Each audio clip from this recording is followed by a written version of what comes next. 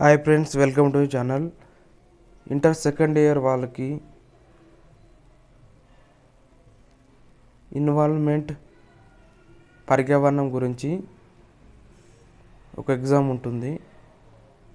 ఆ exam important questions మనం ఇప్పుడు నేర్చుకుందాం. కన్ఫామ్గా ఇవి నేర్చుకుంటే మీరు కన్ఫామ్గా మీరు ఎగ్జామినేషన్లో మంచిగా స్కోర్ చేయొచ్చు.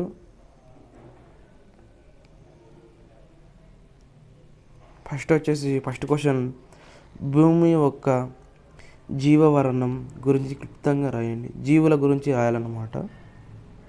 జనాభా స్ఫోటనం యొక్క ఏమైనా 3 రకాల కారణాలు తెలపండి. జనాభా రక విస్ఫోటనం గురించి రాయాలన్నమాట. అభివృద్ధిని నిరోధించే కొన్ని సాంఘిక చీడలను తెలపండి. తెలంగాణలో సమాచార సాంకేతిక పరిశ్రమ గురించి వివరించండి. ప్లాస్టిక్ కాలుష్యం గురించి క్లుప్తంగా రాయండి. ప్లాస్టిక్ గురించి మీరు ప్లాస్టిక్ కాలుష్యం ఎలా అవుతుంది?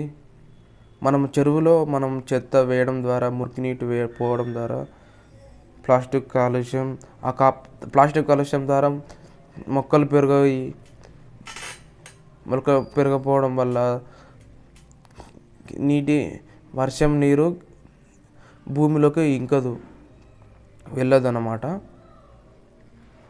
అలా రాయాలి. మానవ నిర్మాత వైపరీత్యాల గురించి తెలపండి. అలాగే సౌరశక్తి ప్రయోజనాలు మరియు గురించి రాయండి.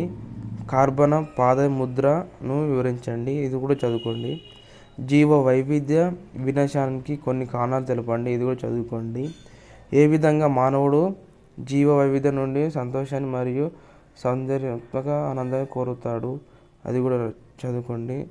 స్వచ్ఛ భారత్ మిషన్ గురించి చదువుకోండి. లక్ష్యాలు తెలపండి. బయోమెడికల్ వ్యర్థాలు ఎలా పారవేస్తారు గురించి అది కూడా రాయండి. తక్కువ కార్బన్ జీవన విధానం యొక్క భావనను వివరించండి.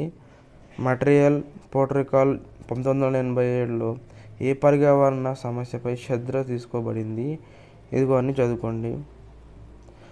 సుస్థిర వ్యవసాయం యొక్క ఏమైనా 4 పద్ధతులు సూచించండి. పంట నష్టానికి 4 కారణాలు జాబితా తయారు చేయండి.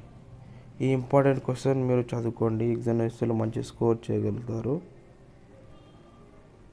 60 మార్క్స్ ఉంటుంది ఎగ్జామ్. మీ కాలేజీలో పెడతారు. అందరికీ మంచిగా ప్రిపేర్ అవ్వండి. All the best this exam.